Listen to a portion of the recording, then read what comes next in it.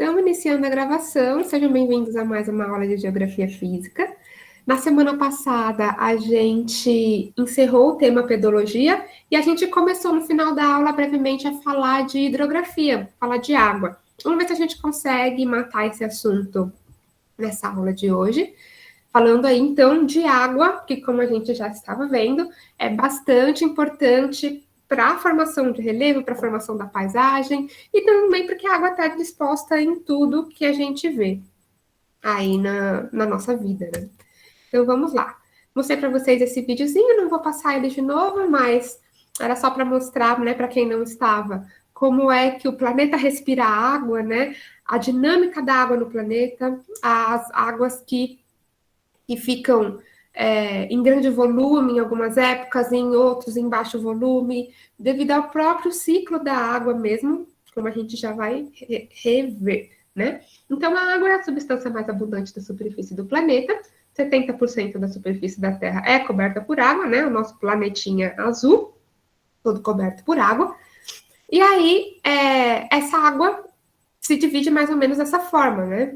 97% e meio, mais ou menos, de água, de todo esse volume de água do planeta, é água salgada, está nos oceanos, e da água doce temos parte congelada, parte na forma de neve e gelo, principalmente aí perto dos polos, lembra? Quanto mais perto dos polos, mais frio.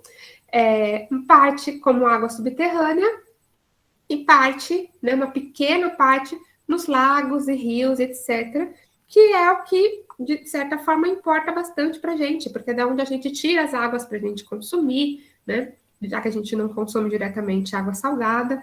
Enfim, é bastante importante. Assim como as águas subterrâneas são bastante importantes também. Vimos aí, relembramos um pouquinho do ciclo da água, que é esse processo de transformação constante da água. A água líquida se transforma em vapor, né? Vai para o estado gasoso, ou se transforma em gelo, né? Vai para o estado sólido. Então, essa mudança de estado da água e uma mudança de local da água também, né? Aí um ciclo da água um pouco mais complexo, digamos assim, um pouco mais completo, melhor dizendo, em que a gente não tem só a água subindo, evaporando, depois chovendo de novo, a gente consegue ver outros lugares por onde a água passa ao longo desse ciclo da água, né? A água também está presente nas plantas e animais, e ela pode evapotranspirar, que é uma transpiração, assim como a gente transpira, né? Quando a gente está transpirando, a gente está evaporando a água do nosso corpo para a atmosfera. E todas as plantas e todos os animais fazem a mesma coisa, né? Então, evapotranspiração, a água que está ali nos corpinhos ou nas plantinhas, ela vai evapotranspirar para a atmosfera, ou ela pode só evaporar dos lagos, dos rios, das represas, dos oceanos, né? A gente tem água sob o solo também, nos aquíferos, ou no próprio solo, como a gente estava vendo na aula. Não perdeu muita coisa não, Raquel, a gente começou agora. Como a gente estava vendo na aula de pedologia, a gente tem bastante água fazendo parte do solo também, né, compondo o solo. Então, essa água no solo, ela também muda de lugar, ela também faz parte desse ciclo da água, ou seja, água em todos os lugares, e em todos os lugares a água faz parte do ciclo da água, né? Em todo esse processo de mudar de reservatório, né? Como a gente viu também, quais que são os principais reservatórios naturais de água, onde a água fica armazenada aí no nosso planeta. Em vários lugares diferentes, nos oceanos, nas geleiras, nos aquíferos, né? Nos lagos, rios, pântanos, nos solos, na biosfera, nas formas de vida, né? E na atmosfera, ela está aí, né? Na atmosfera. Sabe quando a gente fala de umidade relativa do ar? O ar também é úmido, então a gente também tem moléculas de água presentes aí no ar, né? Na atmosfera.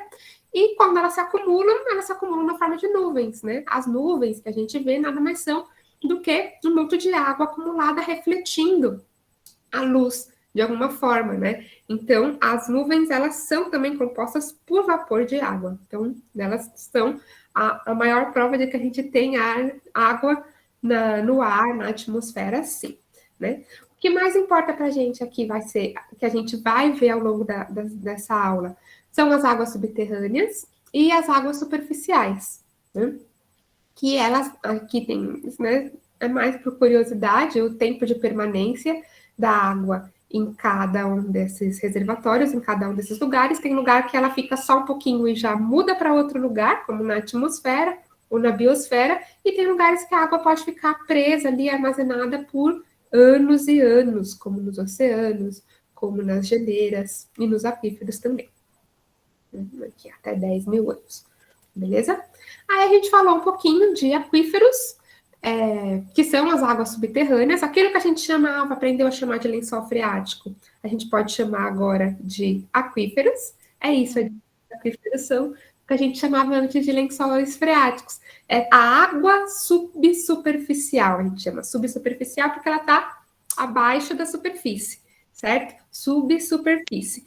Então, essas águas subsuperficiais ou águas subterrâneas é o que a gente chama de aquíferos. É essa água que está armazenada lá embaixo, ou no solo, ou dentro de rochas. Porque algumas rochas, e aí eu até perguntei no final da aula passada, quais rochas vocês acham que conseguem armazenar água, né? E alguém, que agora eu já não me lembro quem, mas tenho certeza que várias pessoas já sabiam a resposta, respondeu que eram as rochas sedimentares. A gente viu lá na formação e no ciclo das rochas, que as rochas sedimentares elas são formadas quando o fragmento, sedimento, aquela sujeirinha das rochas se acumula por muito tempo e gruda tudo e dá origem a uma nova rocha, né? E se ela está acumulando um monte de poeirinha, de sedimento, de pedrinha que vem junta e se acumula, vai sobrar espacinhos entre um grãozinho e outro, né? E esses espacinhos é que vão ser ocupados por água. No caso dos aquíferos, vão ser ocupados por água, né? Mas eles também podem ser ocupados por petróleo, por exemplo. Também nas rochas sedimentares que a gente encontra petróleo, né? Onde sobram os espaços ali, o processo de formação da rocha fez com que sobrasse espaços que vão ser ocupados por ar ou por água, né? E quando esses espaços dentro das rochas são ocupados por água, a gente chama, então, de aquífero, né? Se a gente cavar e abrir um buraco na rocha, a gente vai conseguir captar essa água que se acumulou ali dentro. É mais ou menos assim, ó, como está aqui nessas imagens, né? Os poros, os espacinhos que tem entre um grão e outro de rocha, vão conter água e ar quando está aqui em cima, e quando já a água, claro, vai indo para gravidade, né? E vai se acumulando ali de baixo para cima, e aí vai preenchendo toda essa zona de saturação, que é quando todos os poros estão preenchidos por água. E aí sim a gente tem um aquífero, beleza? A gente tem dois tipos de aquíferos, que são os aquíferos livres e os aquíferos confinados, né? E aqui, essa imagem está demonstrando justamente qual que é essa diferença.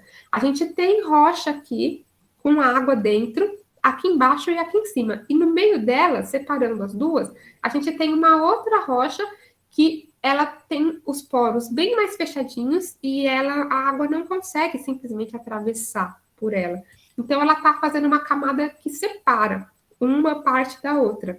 E assim a gente tem um aquífero livre em cima e um aquífero confinado ou cativo embaixo, preso mesmo, né? Preso por essa outra camada aqui. Se a gente furar aqui para tentar pegar água desse aquífero, a gente vai conseguir facilmente pegar desse aqui, facilmente, né, entre aspas, pegar desse aqui, mas desse outro aqui, não. Então, por que se tem uma camada aqui por onde a água não passa, como é que essa água chegou nessa parte aqui de baixo, né? E ela chegou assim, ela chegou por outro lugar, né? Então, como eu estava falando, os aquíferos podem ser divididos entre aquíferos livres e aquíferos confinados, né? Aquíferos livres e aquíferos confinados, de acordo com a sua disposição em relação às camadas geológicas, né? E a gente viu que a crosta é formada por rochas e não existe só um tipo de rocha, então a gente pode ter camadas de rochas diferentes, né? Em vários lugares.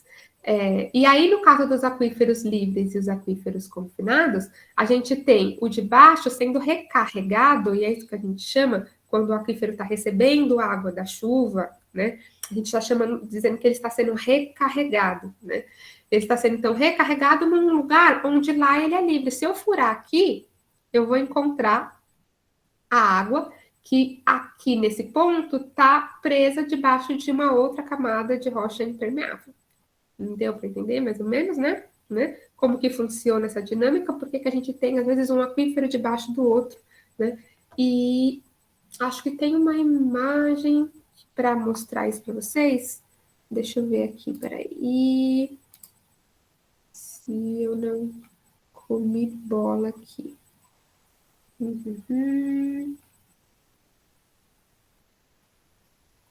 Tá. Mais para frente na aula eu vou mostrar para vocês uma imagem de como às vezes um aquífero fica em cima do outro. Mas por enquanto, vamos seguindo aqui na ordem da aula, então. A Natália está perguntando se não tiver essa rocha separando, a nominação seria só aquífero livre? Sim, exatamente. A gente ia ter só um aquífero, né? E quando a gente fura um poço, a gente não, né? Mas quando se fura um poço em algum lugar, está se retirando água, primeiramente do solo, mas também pode se retirar água do aquífero diretamente, né? Inclusive, tem várias cidades no Brasil que a fonte de água potável dessas cidades, dessas regiões, são de aquíferos e não necessariamente de represas, como é o caso aqui, né? A gente, né, aqui em São Paulo, volta e meia pinta um racionamento de água, uma crise hídrica aí, porque o nível das represas está baixo, certo? Tem lugares que não são abastecidos por represas, tem lugares que são abastecidos por aquíferos. No interior de São Paulo tem bastante cidade, acho que se não me engano, Bauru, Botucatu, talvez, eles retiram suas águas do aquífero, inclusive do aquífero Guarani. Vamos falar um pouquinho sobre ele mais para frente também. Então, eles são fontes de água bem importantes, beleza? A gente consegue tirar a água dali. Em Juquitiba temos um poço assim. Então, Juquitiba tem bastante poço. Eu já devo ter falado para vocês, eu cresci em Tapecerica da Serra, perto de Juquitiba, e tinha poço também, né?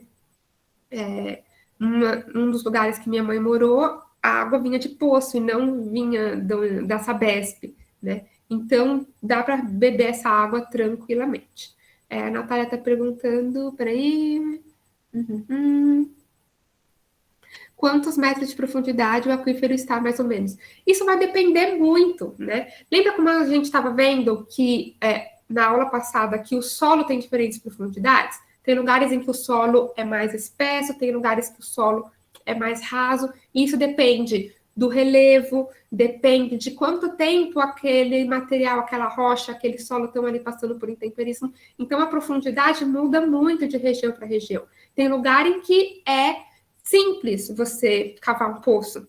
Tem lugares que já é bem mais complicado, então não vale a pena, né? Que nem eu estava falando agora, a minha mãe morou numa casa, a gente morou numa casa, né? Que eu já não estava morando com ela na época, mas em que tinha poço. E o terreno da casa era íngreme, né? A casa ficava na parte de cima, mas o poço ficava lá embaixo. A gente tinha que bombear a água. Por quê? É muito mais fácil cavar de uma parte mais baixa, que eu sei que eu vou chegar mais perto do poço, mais perto da água mais rápido, do que se eu cavar de um lugar alto, que eu vou ter que cavar muito mais para chegar. Então, a distância varia bastante. Tem lugares que é bem perto, tem lugares que não. Inclusive, tem lugares em que esse lençol freático, né, esse aquífero, ele aflora. O que é aflorar? É quando ele sai para fora, como se fosse uma flor nascendo mesmo, né?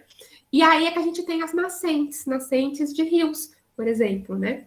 Nada mais é do que a água que chegou ali no contato com a superfície. Raquel está perguntando. Não, peraí. Alissa antes. Bauru tem vários poços, mas o centro é abastecido pelo Rio Batalha. Então, né, me enganei um pouco quanto a Bauru ser abastecido pelo aquífero, mas então é alguma outra cidade que eu confundo essas cidades do interior mesmo, gente, desculpa. E Raquel, o lençol freático está bem abaixo disso tudo, ou o lençol freático são os aquíferos? O lençol freático é o aquífero, é basicamente a mesma coisa, né? A gente chama, tudo aquilo que a gente chama de lençol freático, a gente dá o nome de aquífero, a gente está certo também. Então, é a mesma coisa. E aí, né, aquilo só, sempre gosto de lembrar, eu quando, antes de aprender sobre aquíferos e tal, eu achava que lençol freático era uma camada de água mesmo lá debaixo da terra, em que, sei lá, dava até para nadar lá, se eu quisesse, né? Como se fosse uma camada de água e a terra flutuando em cima dela, né? Eu imaginava que era assim. E, claro que nem faz sentido isso, né? Por isso é sempre importante a gente lembrar que os aquíferos, eles estão dentro das rochas ou dentro do solo mesmo, né? Dentro ali, os grãozinhos. A gente não consegue nadar lá, infelizmente. Beleza? Acho que respondi. Então, vamos seguindo, mas a gente vai voltando a falar de aquíferos. Eu acho que isso vai ficando um pouco mais claro ao longo da aula, beleza? E aí, agora, então, os rios, né? A gente já viu as águas subterrâneas, agora a gente vai ver as águas superficiais, né?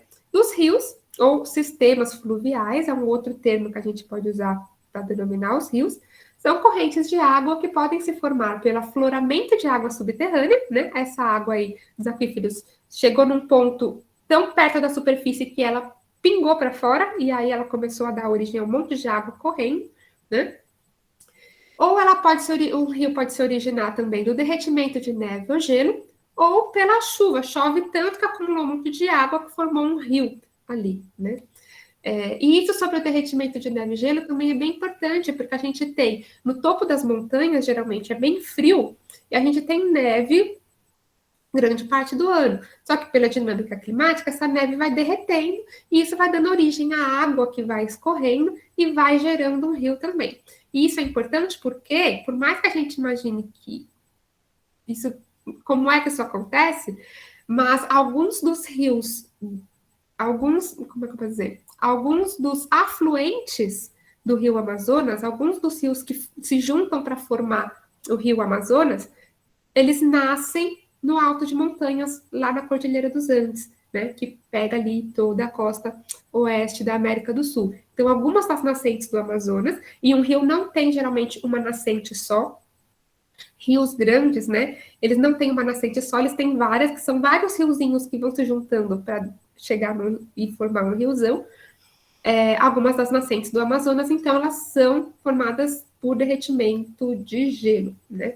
Bom, qual é a importância dos rios? Eles também fornecem água potável, a gente também pode usar o rio para produção de energia, e isso aqui no Brasil é super importante, porque a maior parte da energia elétrica produzida no Brasil é produzida por usinas hidrelétricas, que são usinas que usam a força da água dos rios para gerar energia elétrica.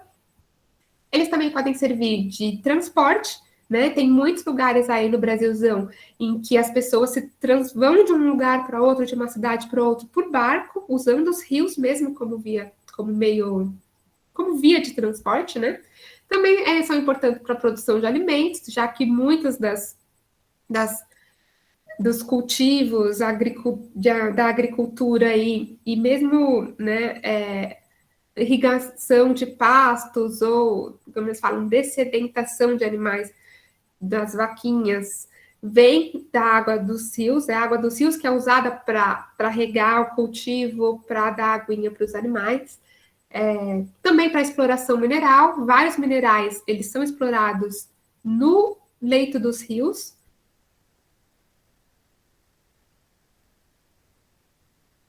construção civil, e ela é coletada principalmente dos rios, ou na beira de rios, né? Também para turismo ecológico e para o equilíbrio do próprio ciclo hidrológico.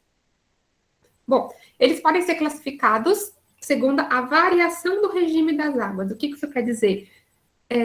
Tem água no ano inteiro? Não tem, ou só tem água de vez em quando? Tem muita água sempre, ou às vezes tem muita, às vezes tem pouquinho? Com essas informações, a gente classifica os rios em 3 tipos, né?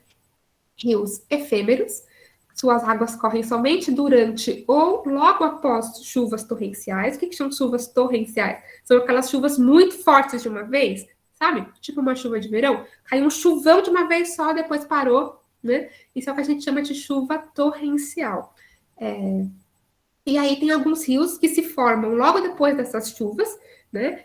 E aí, um pouco depois dessa chuva, a gente tem água correndo ali e passou um tempo sem chover, o rio seca, né? Isso é muito comum no Nordeste, isso é muito comum no sertão, no semiárido nordestino, principalmente, né?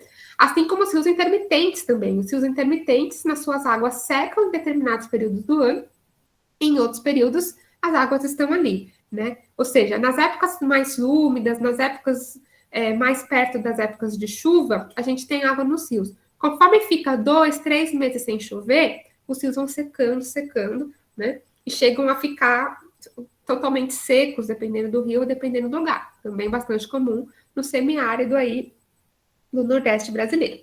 E os rios perenes, que são esses rios que a gente conhece, né, os principais rios que a gente conhece, que suas águas correm o ano inteiro, eles são permanentes. Perene, importante anotar essa palavra, significa algo que está sempre ali presente, né? Algo que é permanente, está sempre presente. Eu até costumo brincar que alguns alunos dessa aula são alunos perenes, eles estão aí todas as aulas, sempre presentes, e outros alunos são efêmeros, aparecem só de vez em quando, e tem os intermitentes, que vêm aula sim, aula não, né? Então, dá para fazer essa analogia aí para a gente entender. Os rios perenes, eles são esses rios que estão sempre ali, como o caso aí do Rio Tietê, aqui em São Paulo, Rio Tietê e Rio Pinheiros, eles não secam nunca, né? O Rio Amazonas e todos os grandes rios que a gente conhece, eles são rios perenes, beleza? Gostaram, né, da analogia dos alunos perenes, intermitentes e efêmeros? O Vedano está perguntando se pode diferenciar os efêmeros dos intermitentes. Sim, os intermitentes, eles têm períodos específicos em que eles têm muita água e períodos específicos em que eles não têm quase nada de água ou chegam a secar totalmente, né? As estações chuvosas, geralmente, aqui no Brasil em geral, a gente tem verão chuvoso e inverno seco. Então, seria um rio que, durante mais ou menos 6 meses do ano, os meses mais em torno do verão, tem água. Nos meses mais secos do ano, ele tem quase nada de água ou água nenhuma. Então, o intermitente é isso. Conforme a dinâmica climática e a mudança das estações do ano, né, estação chuvosa, estação mais seca, a gente tem água ou não tem água. Então, ele às vezes tem, às vezes não. Às vezes tem, às vezes não. Por isso, intermitente. Beleza? E os efêmeros, eles só vão ter água se chover. Se chover muito de uma vez, eles têm água, parou a chuva umas horinhas depois, ele seca. Então, é um rio que aparece do nada e some do nada. Né? Não é o caso, um rio intermitente não, a gente sabe por onde ele passa, a gente sabe que ali tem um rio e que quando vier a época de chuva, aquelas águas vão ficar mais volumosas. O intermitente não, ele aparece do nada e é um monte de água que se acumula correndo por lugares do relevo em que a gente consegue acumular água correndo. A gente sabe que ele vai acontecer, que vai ter um rio ali, porque o relevo ele é uma forma de vale que acumula água. Em geral não tem água, mas se chover muito vai aparecer um rio ali. Então esses são os rios efêmeros, eles aparecem às vezes do nada, né? Dependendo de que alguma coisa aconteça para ele aparecer, em geral uma chuva bem forte. Beleza? Então essa é a diferença. Ficou um pouco mais claro para todo mundo? Sim, não, beleza. Então vamos lá. Bom, o ponto onde os rios afloram do subterrâneo, onde o rio começa a aparecer, é o que a gente chama de nascente. Básico, né? Fácil de lembrar. Onde o rio nasce é a nascente do rio, beleza? Ou olho d'água. Olho d'água é uma outra palavra que a gente usa para dizer a nascente, é onde furou ali, apareceu um olho d'água. E a partir dali começa a correr o rio. Já o ponto final, e o rio tem um começo e tem um fim, o ponto final, o ponto inicial do rio, então, é a nascente, e o ponto final é o que a gente vai chamar de foz. A foz do rio, o final dele, pode ser no oceano, sabe aquele de todos os rios correm para o oceano? Então, um rio pode terminar no oceano, mas ele também pode terminar num outro rio, né? E desse outro rio, esse outro rio sim que vai terminar no oceano, de repente, ou ele pode terminar num lago, por exemplo, né? E aí, Foz, vocês já devem ter ouvido falar da cidade no Paraná que se chama Foz do Iguaçu. Por que essa cidade tem esse nome? Porque essa cidade fica justamente onde o rio Iguaçu termina, né? Então, a cidade fica próxima à Foz, ao final do rio Iguaçu. E o Rio Iguaçu termina no Rio Paraná, então é um rio que deságua em outro rio. E aí, spoiler para vocês, mas o Rio Iguaçu termina no Rio Paraná, o Rio Paraná vai terminar no Rio da Prata, e o Rio da Prata sim é que vai terminar no oceano, né? E a gente já vai ver um pouco mais sobre isso quando a gente falar de rede hidrográfica. Mas vamos voltar aqui para a foz. Quando a foz é no oceano, a gente tem dois tipos de foz. Foz em estuário, quando o rio simplesmente chega ali, pronto, acabou, né, de uma vez. E a foz em delta, que é quando antes de chegar no oceano, o rio fica com um monte de braço, ele se ramifica todo, ele fica todo espalhado, né? E aí a gente tem a foz do rio no oceano. Ah, tem um exemplo aqui, já vou mostrar, né? Deixa eu mostrar logo, né? Aqui, por exemplo, aqui o número 1 é a foz do Rio Amazonas, é o Rio Amazonas chegando ali no Oceano Atlântico. É uma foz em formato de delta, porque olha só, ele não chega de uma vez, ele chega aqui, ó, todo ramificado, né? Parece um monte de braço, parece que ele se transformou num monte. Por que que isso acontece? Acontece geralmente quando o lugar onde o rio está chegando no oceano é muito plano. É tão plano e é tudo tão igual que o rio ele chega lá e ele se espalha todo, né? Então parece que ele virou um monte de riozinho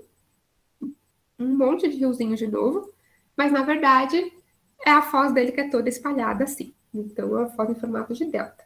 Aqui a foz do Rio São Francisco, né? Rio super importante aí no Nordeste brasileiro, que é uma foz em formato de estuário. Ele chega de uma vez, ó, pá, pum. Ele não fica se espalhando tanto. Claro, aqui ele se espalha um pouquinho, mas quando ele vai desaguar mesmo, ele se junta e chega ali. Uma foz simples, ponto, acabou. E aqui é a foz do Rio Iguaçu. Aqui é a cidade de Foz do Iguaçu. Essa daqui, eu acho. É isso mesmo. Essa aqui de cima é a cidade de Foz do Iguaçu. E aqui a gente tem a cidade de Puerto Iguaçu, eu acho, na Argentina, né? O Rio Iguaçu também faz a divisa entre Brasil e Argentina. Assim como o Rio Paraná aqui faz a divisa entre Brasil e Paraguai, né?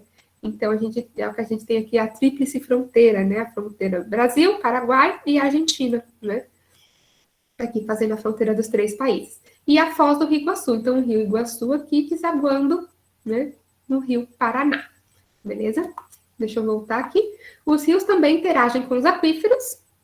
Os rios podem recarregar os aquíferos ou ser recarregados pelos aquíferos. Ou seja, a gente tem aqui, ó, água subterrânea alimentando os rios, né? Mandando suas águas aqui para os rios, seja lá na forma da nascente, seja ao longo do rio mesmo, recarregando ele, ou seja, os rios, e geralmente nos lugares mais secos, onde o rio tende a secar, ele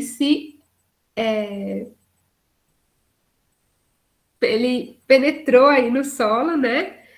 Tá me fugindo das palavras, gente, foi mal. Ele entrou aí no solo e recarregou o aquífero, né? Recarrega a zona freática, o lençol freático, o aquífero. Beleza? Então, os rios também têm essa função aí, também tem essa relação com os aquíferos. Então, aqui a foz dos rios. E aqui, os rios são bastante dinâmicos e eles mudam as suas formas. A gente acha que os rios estão sempre ali do mesmo jeito, sempre iguais. Mas, na verdade, os rios eles são muito dinâmicos e eles também mudam de formato ao longo do tempo. Claro que, às vezes, ao longo de muito tempo, né? E também mudam as formas da paisagem ao seu redor, conforme as forças, né? Essa imagem aqui foi feita com base em imagem de satélite, esse GIF aqui, com fotos de 1985 até 2013, eu acho, né? Olha como esse rio mudou ao longo desses anos. De 85 a 2013, a gente tem o quê? Quase 30 anos, né? De rio mudando aí. Então, antes ele tinha um braço que passava por aqui, ó. Depois essas duas curvas se juntaram, esse braço ficou abandonado, virou tipo um lago, e o rio seguiu o caminho dele. E os rios fazem isso mesmo, né? Então, assim, nem foi um período de tempo tão longo, a gente vem falando aí há um tempo de escala geológica, nem foi um período na escala geológica, foi um período de 30 anos, né? De uma vida, meia vida, enfim. E o rio já mudou bastante. E isso é bastante comum. Se vocês virem, né, eu já falei para vocês daquele aplicativo Google Earth, nele vocês conseguem ver imagens de satélite mais antigas e conseguem fazer uma comparação, né? Claro que, por exemplo, o Rio Tietê e o Rio Pinheiros, aqui em São Paulo, eles não vão mudar. Por quê? Porque eles foram todos cimentados do lado. Eles foram canalizados, transformaram ele num canal reto, fixo, para ele não ficar se mexendo. Imagina se o rio quisesse ficar sambando aí no meio da cidade de São Paulo. Isso não ia dar muito certo, né? Então, eles foram retificados, falaram para ele assim, ó, você vai funcionar do jeito que eu quero, para não me atrapalhar. E foi isso que foi feito com o Rio Pinheiros, o Rio Tietê, e com os rios em várias outras grandes cidades aí do planeta. Em todos os lugares, até cidades pequenas, a gente tem rios canalizados, justamente para impedir que essa dinâmica atrapalhe o dia a dia aí da população, cause alagamentos, enfim, vários motivos. O app é o Google Earth, vou colocar aqui no chat. Google Earth. Beleza? Alicia perguntando se isso prejudica o rio. Alicia, não começa a me fazer essas perguntas, porque o meu TCC foi sobre isso e eu vou começar a falar aqui e não vou parar mais. Mas a resposta rápida é que não necessariamente, né? Isso pode causar, sim, alguns impactos antes da onde o rio foi retificado, canalizado ou depois, mas a ideia é que não necessariamente isso prejudique o rio. E assim, prejudicar em que sentido? Ele vai deixar de ter peixes, vai deixar de ter vida, por exemplo? Não, nesse sentido não prejudica mesmo. O que pode acontecer é que a paisagem, que antes era dinâmica, agora tem uma dinâmica totalmente diferente, totalmente imposta a ela, né?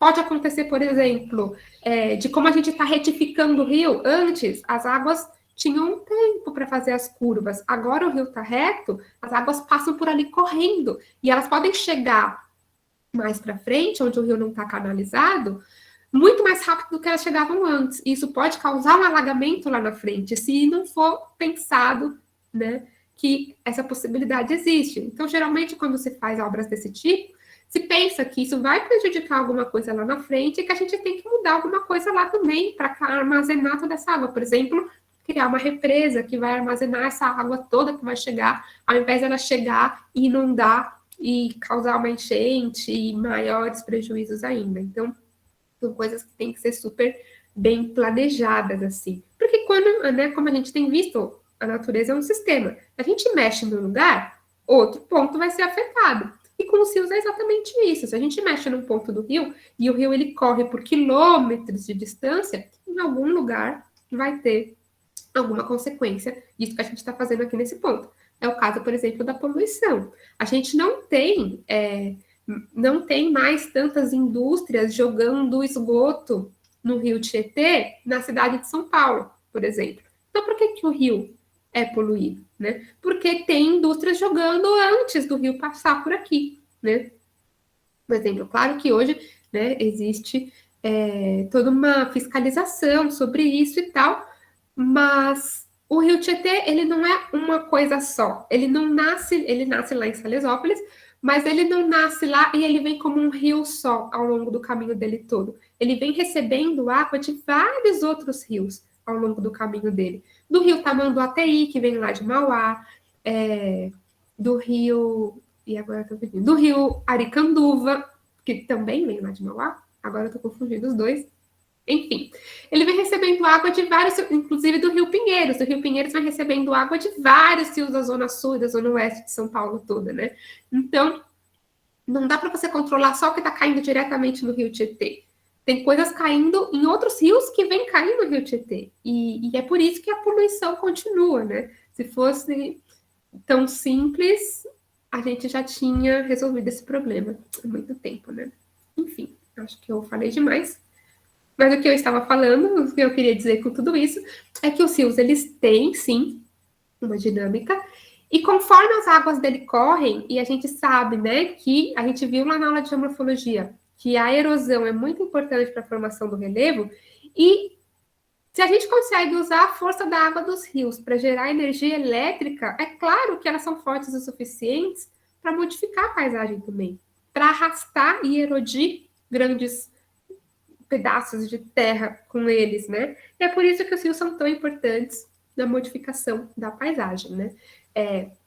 Aqui esse bloco diagrama está mostrando mais ou menos como é que é um rio, o riozinho lá, ó, lá em cima. Aqui o A, esse pedacinho aqui. Ele é um riozinho estreitinho, que corre num vale em V, estão vendo? Né? Ele tem um vale um pouco mais profundo e ele corre lá embaixo. E aí, conforme ele vai ficando mais forte, pegando mais água, ele vai conseguindo aplainar, né, as laterais dele, deixar aquela área toda mais plana. E é por isso que a gente tem as planícies, principalmente nas áreas mais baixas, né? Porque o rio vem fazendo esse trabalho de trazer coisa e depositar ali nas planícies, ele vem trazendo lá de cima e vem acumulando lá embaixo, nas áreas que vão ficando planas, dando origem às planícies, que nós vimos aí na aula de geomorfologia. Bom, então essas são as partes de um rio e o seu curso. A nascente lá em cima, e as nascentes sempre estão nos lugares mais altos, né? Porque o rio ele vai correr pela gravidade, a água do rio vai correr por força da gravidade. A gente não vê água subindo morro, a gente não vê água subindo escada, ela vai sempre cair para baixo, né? Então, a lógica é essa, as nascentes sempre vão estar em lugares mais altos, né? Então, as nascentes, aí onde a gente tem o relevo com um degrau, lembra que a gente tem falhas no relevo, né? E onde a gente tem falhas, ou onde a gente tem um barranco muito abrupto, digamos assim, né, muito íngreme, a gente vai ter então as cachoeiras, as corredeiras, né, onde a água cai muito de uma vez. A cachoeira nada mais é do que um rio caindo de um lugar mais alto para um lugar mais baixo. É um rio, beleza? É o curso do rio, que vai ser todo esse caminho dele, né? Onde um rio encontra outro, a gente chama de confluência, e a gente chama de afluente um rio que deságua no outro. Então, um rio onde a foz dele é num rio maior, a gente fala que esse que desaguou é o afluente desse rio maior. Beleza? Ele está perguntando se uma nascente pode ser uma cachoeira também. Em geral, não. Em geral, as nascentes brotam ali do chão mesmo, né? E vão se espalhando e correndo para os lugares mais baixos. Nunca ouvi falar de um rio que já nascia como uma cachoeira. Não acho que seja impossível, mas eu nunca ouvi falar disso, sinceramente. Geralmente elas brotam do chão, beleza? Repetir a explicação de afluente, claro, né? A gente viu lá que às vezes a gente tem um rio que termina em outro rio. Então, quando um rio ele termina no outro, a gente chama ele de afluente desse rio maior. A gente tem um rio maior, que é um rio principal, e os rios que vão desaguando nele. Todos esses rios que desaguam e terminam nesse rio principal são afluentes desse rio principal, né? É isso que significa essa palavra fluente. Ele vai vir, fluir e entregar todas as suas águas para esse rio maior, esse rio principal, que está aí mais baixo do que ele. Então, o rio Iguaçu, como a gente estava vendo, ele é um afluente do rio Paraná, porque ele termina no rio Paraná. Todas as águas do rio Iguaçu vão parar lá no rio Paraná. Beleza? E aí, a foz do rio aqui, que é onde o rio termina. No caso desse afluente, a foz dele é nesse rio principal. Acho que eu vou dar alguns exemplos, eu acho que isso vai ficar um pouco mais claro. Primeiro é bom a gente entender também esse conceito de bacia hidrográfica. Isso é um conceito bastante importante. Então, vamos lá. Bacias hidrográficas são áreas de grande superfície onde toda a água que ali precipita, lembram que é precipitar? Que cai, né? Toda a água que cai ali escoa para um rio situado na parte mais baixa dessa bacia, né? Inclui, assim, um rio principal, os seus afluentes, as suas nascentes, os divisores de água, né, que são os interfúvios. Como é que isso funciona? O conceito de bacia hidrográfica, ele tem esse nome de bacia justamente porque funciona como uma bacia. Imagine uma bacia redonda, tudo que eu jogar de água nas bordas dessa bacia, ou em qualquer ponto dela, vai acumular lá no meio, no fundo da bacia, certo? O conceito de bacia hidrográfica na paisagem é a mesma coisa. Tudo que chover em qualquer ponto daquela bacia, em algum momento vai acumular lá no meio dela, que é onde está o rio principal, né?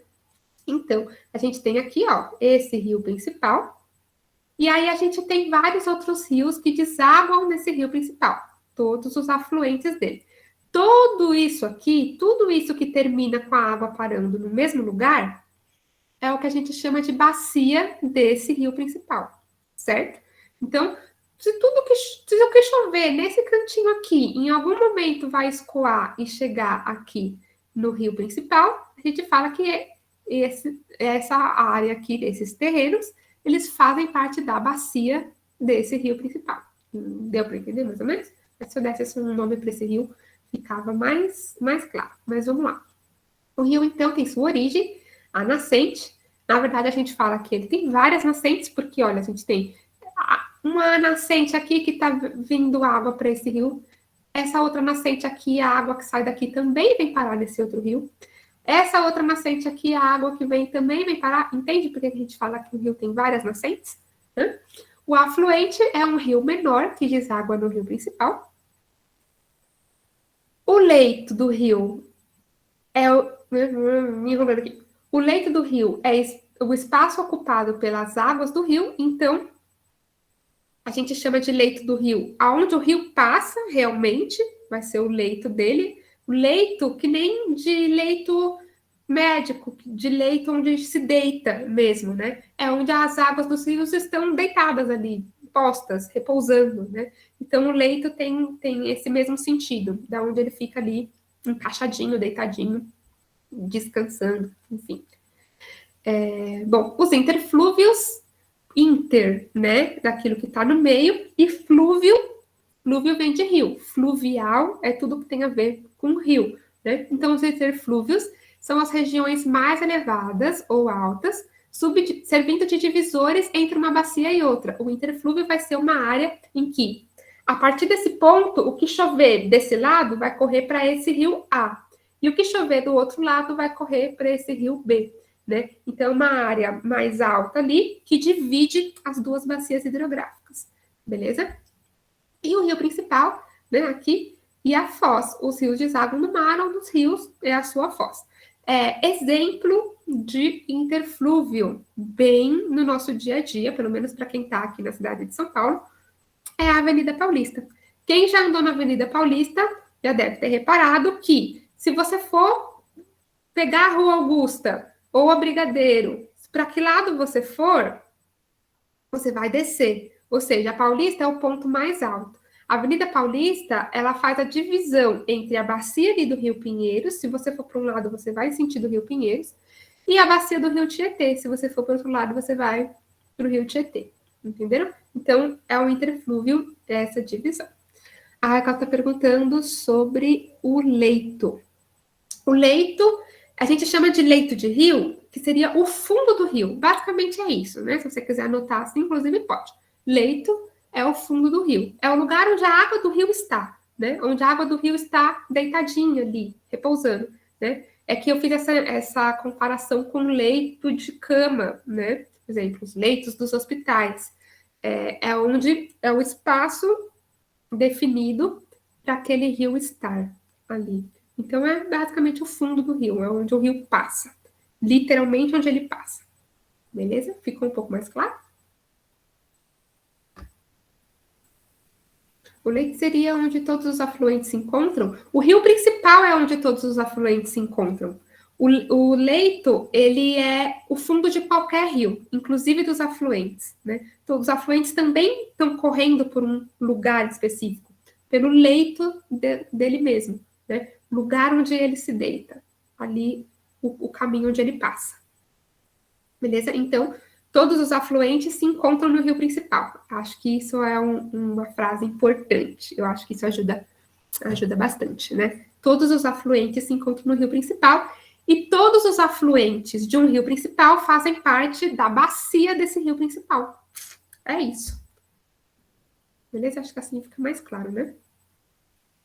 E claro, toda a água que cai, que chove, vai escorrer para algum lugar, né? E ela vai escorrer para o rio mais próximo dela. Tem um riozinho Requenguela que passa aqui na rua de baixo da minha casa.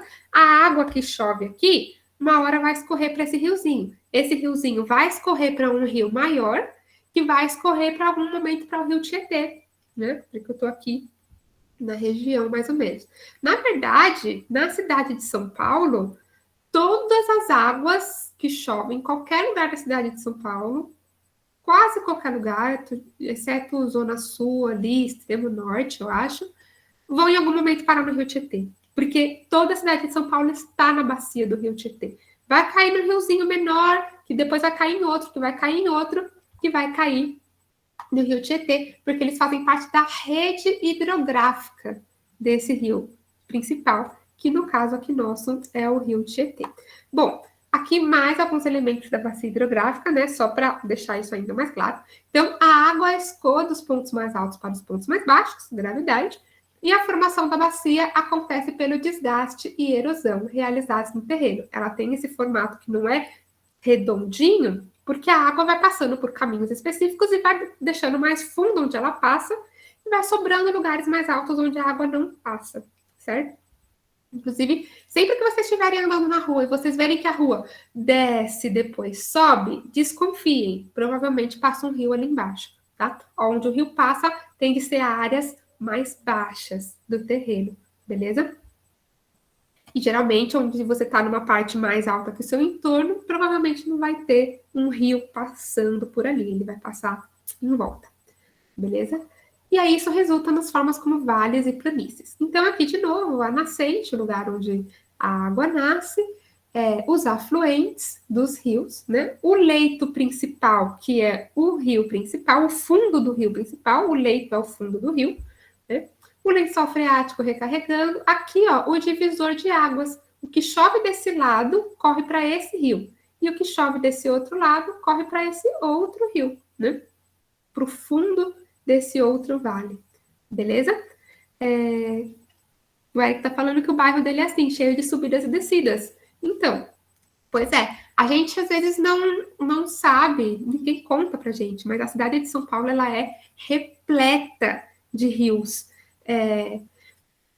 E às vezes, claro, alguns lugares tem mais do que outros, mas. E se não são rios que estão nessa parte mais baixa, provavelmente é um caminho preferencial da água. É onde, se tiver uma chuva muito forte, pode se formar um rio efêmero, porque a água consegue se acumular ali. Se a água se acumula ali, a chance de se ter um rio ali é bem grande. Mesmo que não seja um rio perene, às vezes ele pode só surgir do nada, né? E é isso que vai dar origem, por exemplo, a algumas enchentes, a enxurradas, enfim. Bom, acho que ficou um pouco mais claro agora, né? Existe uma relação direta entre o relevo e a rede hidrográfica, porque o rio vai esculturando a paisagem também. Beleza? As águas dos rios aí. Aqui, bacias hidrográficas. Então, as bacias podem ter diferentes tamanhos, podem ser pensadas em diferentes escalas. Lembram da escala lá da cartografia, né? A gente olha de uma coisa de mais longe a uma coisa de mais perto. A gente tem que chegar mais perto, dar um zoom maior para conseguir enxergar aquilo. Então, as bacias, a gente pode pensar elas de uma forma tipo nível Brasil ou nível o bairro que eu moro. Beleza? Então, podem conter apenas um rio ou milhares de rios. Uma grande bacia, sim, tem centenas de subbacias, né? Ou microbacias. Aí aqui é um exemplo, por exemplo, esse vermelhinho aqui, esse roxinho aqui, eles são mini bacias, porque tudo que cai aqui vai escorrer para esse pequeno riozinho aqui, beleza? Esse roxinho aqui também. Já esse outro vermelho mais forte aqui, ele tem um monte de bracinho de rio, vocês estão vendo? Que eles todos vão escorrer aqui para esse rio principal aqui, beleza? A mesma coisa com esse verde, com esse amarelinho. Todas essas baciazinhas pequenininhas, em algum momento as águas dela todos eles são afluentes desse outro rio grandão aqui, ó. Então, tudo isso aqui é a bacia desse rio aqui, ó. Beleza? Mas isso daqui também é uma bacia menorzinha, dentro dessa grande maior, só desse outro riozinho aqui. Vocês entendem? Então, elas ficam como se fossem aquelas bonequinhas russas, né? Uma dentro da outra. E todas elas convergem, no fim das contas, todas essas águas convergem para esse outro rio principal. Por isso que tudo isso também faz parte da bacia principal aqui. Deu para entender, mais ou menos? Como uma coisa se liga na outra, né? Isso é a rede hidrográfica. Uma coisa que chega na outra como uma rede mesmo. Um ponto que liga no outro, que liga no outro, que liga no outro. E eles todos vão parar lá nesse rio principal. Tudo isso é uma bacia grande, mas eu também posso considerar, se eu tiver fazendo uma análise só dessa área aqui, só esse pedaço aqui de bacia, tá? Por exemplo, eu falei para vocês que a Avenida Paulista, aqui, ó, e aqui é o mapa da cidade de São Paulo, com todos os rios da cidade de São Paulo, e olha como tem rio na cidade de São Paulo, e a gente não vê, a gente não sabe. A maioria deles, inclusive, está canalizado, enterrado debaixo da terra, mas eles existem, né? Por exemplo, o Vale do Anhangabaú, ele tem nome de vale não é à toa, é porque tanto de um lado quanto do outro dele é mais alto e o vale ali está na água mais na parte mais baixa.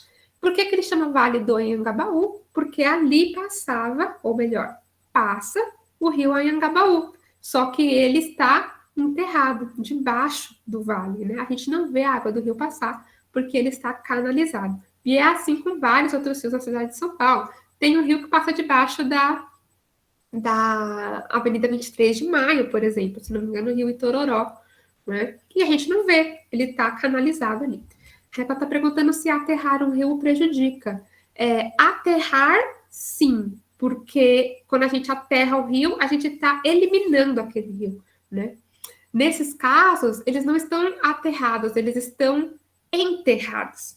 Eles estão canalizados, eles estão correndo ali ainda, mas eles estão passando por dentro de um cano de água. Eles ainda estão correndo, né? Se a gente tivesse só enterrado eles, essa água ia continuar saindo da nascente em algum lugar, né? Então ia ter áreas alagadiças, encharcadas, tipo pantanosas, porque aquela água ainda ia estar ali naquele solo, certo? No caso dos rios canalizados, eles estão dentro de canos e esses canos estão enterrados, né? Isso não prejudica o rio, só que se antes tinha vida naquele rio, agora não tem mais, né? Se antes vinham animais beber água daquele rio, se tinham peixes ali, agora não tem mais, né? Porque o rio praticamente não existe, digamos assim. Ele está enterrado. A gente só vê o rio quando ele termina nascendo, né? Nascendo não, dando suas águas para um rio maior. Se vocês, quando vocês tiverem oportunidade, inclusive, de andar na Marginal Tietê, passar pela Marginal Tietê de carro, vocês reparem dentro, vão olhando para o rio, e ao longo do rio a gente passa por vários lugares que tem umas saídas caindo água dentro do rio Tietê. Em geral, são rios que estão canalizados e que estão desaguando no rio Tietê. Então, a gente só vê o buraco dele saindo, a gente não vê esse rio em superfície, né? Então, de certa forma, você mata o rio sem matar ele, né? Pensando em questão de vida e tal. É isso, no Aricanduva também. A gente vê um monte de água saindo.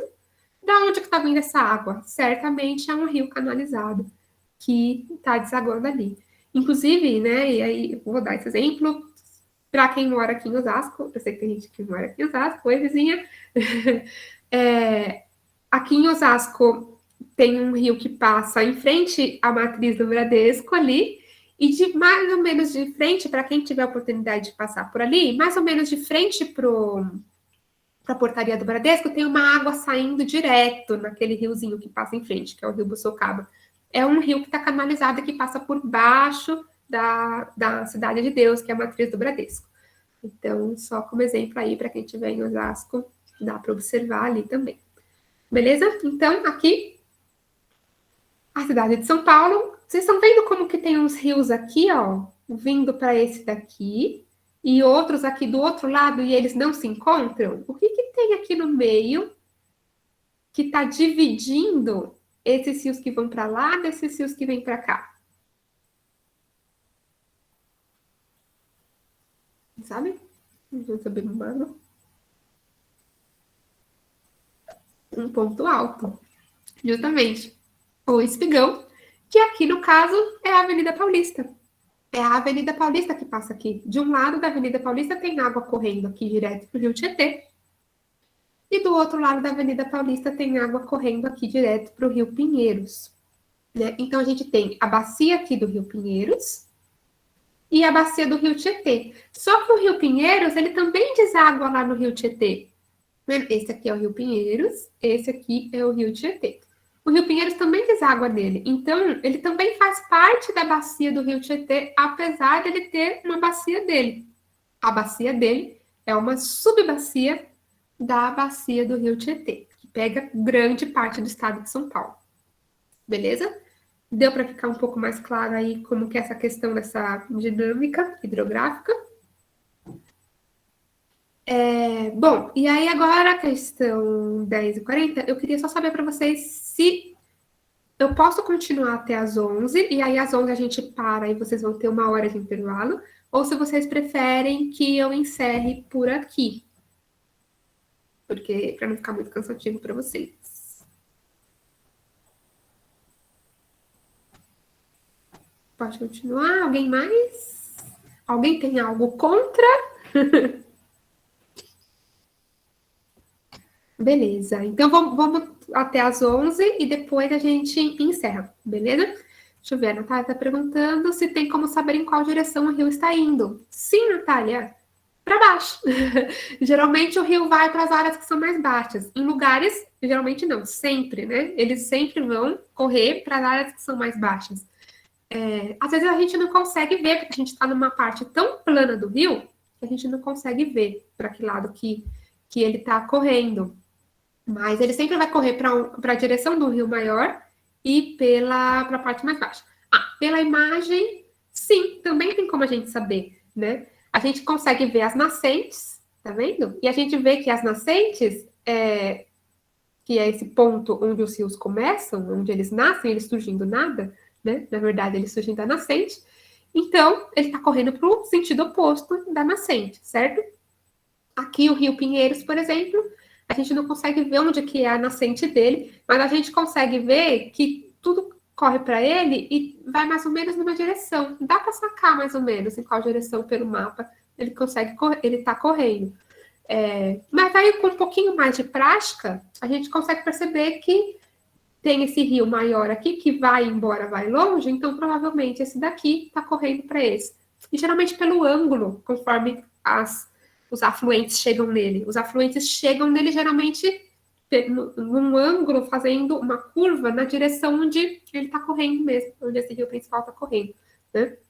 É o caso aqui, por exemplo, olha, do rio Pinheiros, que está chegando no rio Tietê, mas já indo na direção oeste ali, que é para onde o rio Tietê corre, para a direção oeste. Beleza? Bom, e aí então as bacias hidrográficas, né? Como a gente está falando de bacias hidrográficas, elas também são excelentes recortes espaciais para análise e planejamento territorial. O que isso significa? Se eu quero construir uma grande indústria e eu sei que essa indústria pode poluir as águas, eu preciso pensar em que bacia hidrográfica que essa minha indústria está, porque se eu estou contaminando a água nesse ponto, eu posso estar contaminando a água do rio principal dessa bacia hidrográfica, entende? Né? Então, eles são muito importantes para planejamento territorial. É muito ruim você fazer coisas que podem contaminar as águas perto de nascentes de rios, né? Porque se você está contaminando as nascentes desses rios, você vai estar contaminando tudo que vem depois dessa nascente, né? Tudo que vai vir mais para frente aí, tudo que está ajusante. Eu acabei não falando para vocês. Mas quando a gente está num ponto do rio, eu acho que deve ter um slide falando disso. Tudo que está antes, o que o rio já passou até chegar na gente, a gente chama de montante. Está a montante. Né? E tudo que está a partir daqui desse ponto, até onde o rio vai ainda, a gente chama de jusante. Então, está a jusante. Né? Para lembrar, se os rios nascem nas partes mais altas, é comum que eles nasçam nas montanhas. Então, as montanhas são sempre em direção, a montante é sempre em direção à nascente, as montanhas, e a jusante vai ser em direção à foz, beleza? Então, se eu vou construir uma indústria ou uma usina hidrelétrica, por exemplo, eu tenho que pensar em tudo que está antes de onde como que eu posso prejudicar? Se é possível prejudicar o que está antes da onde esse rio já passou, a montante, E principalmente no que vai vir depois, no que está jusante, porque aí sim vai ter um impacto muito grande, porque eu vou estar contaminando ou prejudicando coisas que estão daqui para frente. Então, todo esse pessoal que está aí para frente pode ser prejudicado, entendeu? É o caso, por exemplo, da grande polêmica da usina hidrelétrica de Belo Monte, que eu acho que já não tem se falado mais tanto nisso, mas quando se propôs construir essa usina, pensou-se, tem várias pessoas que moram depois de onde vai ter essa usina hidrelétrica que dependem desse rio para viver, para pescar, para captar água para consumo. E aí a gente vai diminuir o volume de água, porque vai ter uma barragem, os peixes que vinham lá das nascentes não vão conseguir chegar mais lá na frente, porque vai ter uma barragem no meio do caminho. Então, isso tudo são coisas que precisam ser pensadas, impactos que precisam ser considerados quando você faz algo que pode influenciar um curso d'água. Repete as duas palavras, jusante e montante. Vou colocar aqui no slide, no chat, porque eu realmente não lembro se está no slide. Jusante e montante. Então, jusante é tudo que vem daqui em sentido a foz, montante é tudo que tem daqui sentido nascente, tá? Para trás. Beleza? Então, é isso. Então, beleza. Então, as bacias hidrográficas, elas são bastante importantes, né, para a gente pensar o planejamento do território, principalmente por isso. Geralmente, o que você faz no ponto da bacia, você corre o risco de estar prejudicando outros pontos da bacia também. E aí, o estado de São Paulo, ele é dividido nessas unidades de gerenciamento de recursos hídricos para administração dos recursos hídricos e consequentemente, de muitas coisas que têm a ver com o meio ambiente também. E aí, que é só um exemplo de como o estado de São Paulo ele é dividido em diversas bacias hidrográficas. Na verdade, tudo isso aqui, ó, daqui, fora essa 2 e essa 11, a 2, a 11 e essa verdinha aqui do litoral, tudo é bacia do Rio Tietê. Tudo. O Rio Tietê, ele nasce aqui, em Salesópolis, ele passa pela cidade de São Paulo e ele atravessa o estado de São Paulo todinho. Vai desaguar lá no Rio Paraná. Então, tudo aqui no estado de São Paulo, em algum momento, deságua ali no Rio Tietê. Menos essas aqui do sul também. E aí elas são divididas em subbacias desse Rio Tietê. Bacias dessa grande bacia do Rio Tietê, como a bacia do Rio Piracicaba, a bacia do Rio Mogi Guaçu, a bacia do Rio do Peixe, enfim, vários outros rios aí do interior que em algum momento deságuam no Rio Tietê. Beleza? Só a título de exemplo mesmo, para vocês terem uma ideia. E aqui, pensando bacias hidrográficas em nível de Brasil, né? A gente também pode pegar as grandes bacias hidrográficas do Brasil e dividir elas. Bacias que não conversam entre si, que as águas de uma não vão encontrar as águas de outra, só lá no oceano, tá? Então, é importante a gente pensar também essas regiões hidrográficas do Brasil, as grandes bacias hidrográficas do Brasil. A gente chama de regiões hidrográficas por quê? Porque aqui no litoral, geralmente, não dá para a gente dividir bacia por bacia. Tem muito rio que nasce na serra e corre direto para o oceano. Então, se a gente fosse dividir cada baciazinha, ia ter um monte, né? Tem um monte desses riozinhos que nasce perto da praia e já vai direto para o oceano. Então, a gente divide numa região hidrográfica, beleza? Então, essas são as 12 regiões hidrográficas do Brasil. A Amazônica, onde está o Rio Amazonas, obviamente, né? Tocantins, Araguaia, principal rio, Rio Tocantins, Araguaia. Principal rio da Bacia Amazônica, Rio Amazonas. Principal rio da Tocantins, Araguaia, Rio Tocantins, Araguaia. Parnaíba, aqui esse marronzinho, onde está o Rio Parnaíba. A bacia do Rio São Francisco, que é essa cinza aqui, né? Deságua aqui, o Rio São Francisco. Bacia do Rio Paraná, bem importante também, onde nós estamos, porque a gente está falando de bacia do Rio Tietê, mas a bacia do Rio Tietê é uma subbacia da bacia do Paraná. Então, a gente também está na bacia do Rio Paraná, beleza? Essa grande aqui. Bacia do Rio Uruguai, bacia do Rio Paraguai, onde está o Pantanal, e as regiões hidrográficas, né? A região do Atlântico Nordeste Oriental, a região do Atlântico Nordeste Ocidental, que é agora essa aqui. Estou me perdendo nas cores aqui. Enfim, A amarelinha aqui, que é a do Atlântico Sudeste, a do Atlântico Leste, enfim. Todas essas regiões hidrográficas, essas são importantes da gente se lembrar, mais ou menos, tá? As 12 regiões hidrográficas do Brasil. Claro que a gente vai falar mais de umas do que de outras, como, por exemplo, a do Amazonas, a do Paraná, a do Tocantins, Araguaia e a do São Francisco, que são as mais importantes, beleza? Importantes, inclusive, em questão de desenvolvimento econômico, em questão de biodiversidade, enfim, são as mais importantes, beleza? E aqui, né, é um exemplo também de como as regiões hidrográficas são definidas. Essa é a divisão hidrográfica nacional do Conselho Nacional de Recursos Hídricos, que estabelece regiões hidrográficas, que são bacias inteiras ou grupos de bacias, no caso dessas aqui que não tem nome do rio principal, né? Com características naturais, sociais e econômicas similares. No caso, então, como que a bacia hidrográfica também pode servir para a gente pensar planejamento socioeconômico também, né? Elas também, né, como elas limitam uma área, elas também têm características sociais e econômicas similares, né? E essa divisão visa orientar o planejamento e gerenciamento de recursos hídricos em todo o país. Beleza?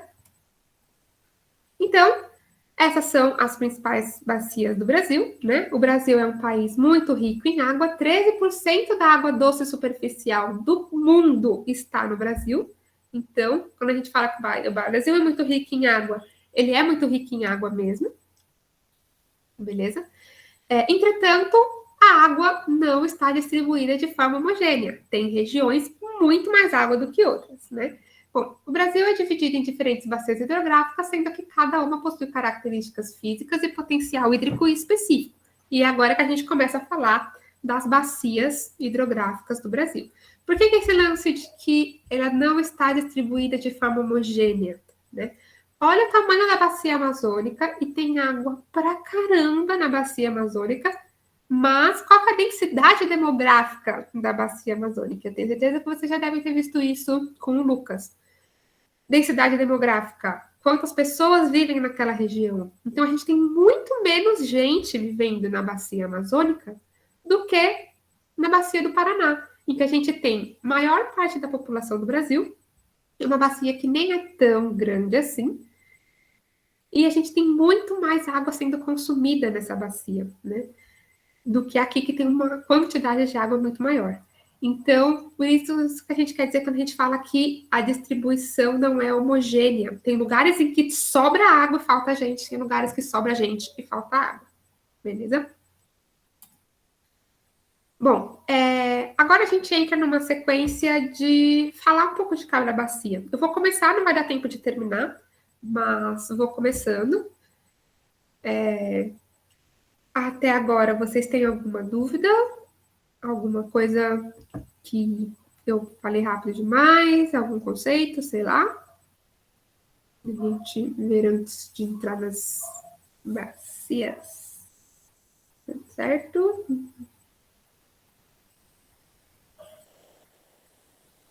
Beleza, qualquer coisa me interrompam. Beleza? Bom, então vamos lá. Característica de cada uma das bacias. A bacia amazônica, vocês entenderam o que é uma bacia, né? Capta toda a água ali, daquela região. Então, a bacia amazônica tem mais de 7 milhões de quilômetros quadrados e se sobrepõe ao território de alguns países, ou seja, ela não está só no Brasil. Apesar da gente falar, né, uma das bacias do Brasil é a bacia amazônica, a bacia amazônica ela extrapola o território brasileiro, porque os limites, as divisas, as fronteiras do Brasil, elas não estão nos interflúvios, elas estão por aí espalhadas, né? A gente já viu os limites de territórios, as fronteiras, elas são coisas da geografia humana, digamos assim, né? Elas são estipuladas por seres humanos, elas não seguem necessariamente fatores da paisagem. Então, elas podem dividir uma paisagem no meio, por exemplo, né? E com as bacias hidrográficas não é diferente. Então, a bacia do Amazonas, a bacia amazônica, ela sobrepõe territórios de outros países da América do Sul, como a da Bolívia, Colômbia, Equador, Guiana, Peru e Venezuela.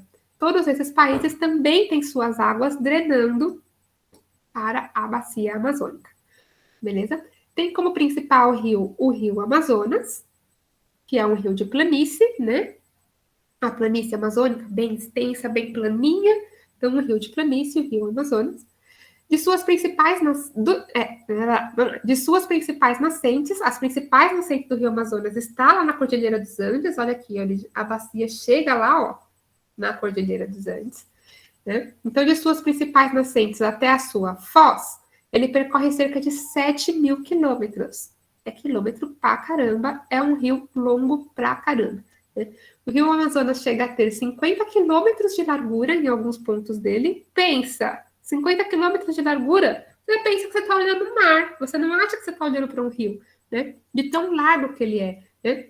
E chega a ter 100 metros de profundidade em alguns pontos também, o que também é metro pra caramba.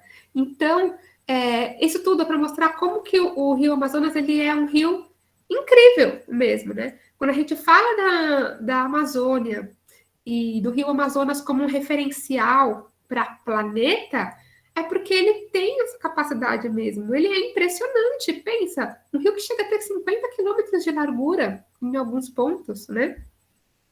Inclusive, deixa eu ver se tá aqui. Não tá. Eu queria. Bom, vamos lá, deixa eu terminar a leitura, né? Bom, muitos dos grandes afluentes do rio Amazonas possuem grande potencial hidrelétrico e de transporte.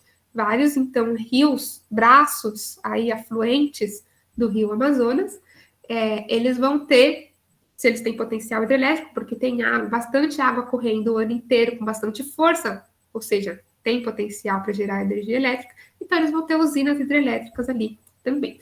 É uma região com potencial hídrico gigantesco se comparado à sua demografia. Tem água pra caramba nessa bacia, mas não tem tanta gente vivendo ali naquele lugar, o que de certa forma é bom, né, para a preservação, mas acaba causando um certo desequilíbrio se a gente for pensar que aqui no Sudeste, volta e meia, a gente está com crise hídrica e querendo água e tá. Já gerou até piada isso. Eu tô abrindo aqui para mostrar para vocês. Deixa eu jogar aqui. Vamos lá.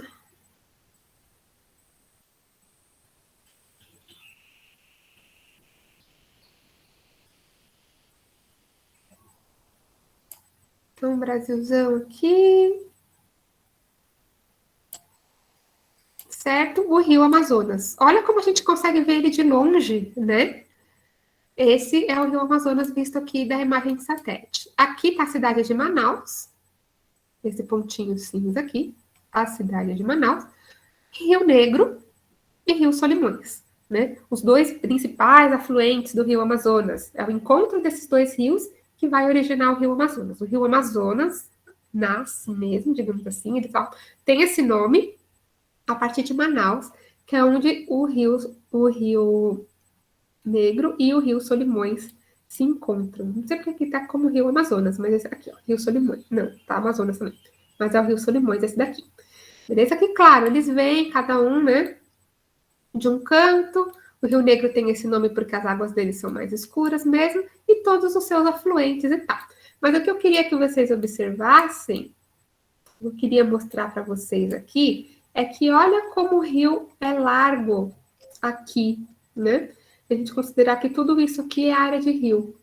E olha a largura aqui, no caso, da cidade de Manaus. Ou seja, em alguns pontos do rio, ele consegue ser mais largo do que a cidade. Uma cidade inteira, que não é uma cidade tão pequena assim. Né? A cidade de Manaus é uma capital bastante importante. Aqui, por exemplo, também, ó, e aqui, até antes de chegar no Rio Amazonas, o Rio Negro, olha toda essa extensão de rio aqui, né? Aqui são ilhas, né? Espaços que sobram entre um canal de rio e outro, mas é tudo Rio Negro. Olha como ele é largo aqui. Deve caber. Ó, vamos desaproximar aqui para ver. Só nesse espaço aqui, ó, já cabe a cidade de Manaus inteira, né? Então, só para vocês verem como o Rio Amazonas ele é realmente um rio incrível, né? Os seus afluentes são incríveis. Olha quanta água tem nessa região, né? E isso é uma coisa importante para a gente pensar também, porque que há tanto interesse em se preservar, né? Quando a gente a gente tem visto, né? Quando a gente muda a dinâmica da vegetação, desmata e tal, a gente perde várias dinâmicas aí naturais do ecossistema, como a gente já tem visto, né, ao longo das nossas aulas. Então, é importante que se preserve mesmo a Amazônia, né? Olha quanta água que a gente pode, de repente, ter em quantidades menores se a gente começar a usar, né, de qualquer forma, esse território, né? Então, a questão das águas também é um fator importante a gente pensar a preservação da Amazônia. Não só a biodiversidade, claro, a biodiversidade com certeza absoluta, mas a questão das águas também é bastante importante para a gente pensar isso. Né? É isso que eu ia falar, a cidade de Manaus cabe dentro do rio, cabe dentro do rio mesmo. Né? É um rio bastante impressionante. Então, gente, já deu 11 horas. Vamos encerrar por hoje aqui com o Rio Amazonas. E na próxima aula, que vai ser não essa semana, a outra. Ih, parece um negócio na minha frente.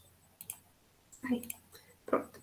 Aí a gente retoma e falando das outras bacias hidrográficas. A gente vai falar do São Francisco, do Paraná, a Bacia Platina, enfim.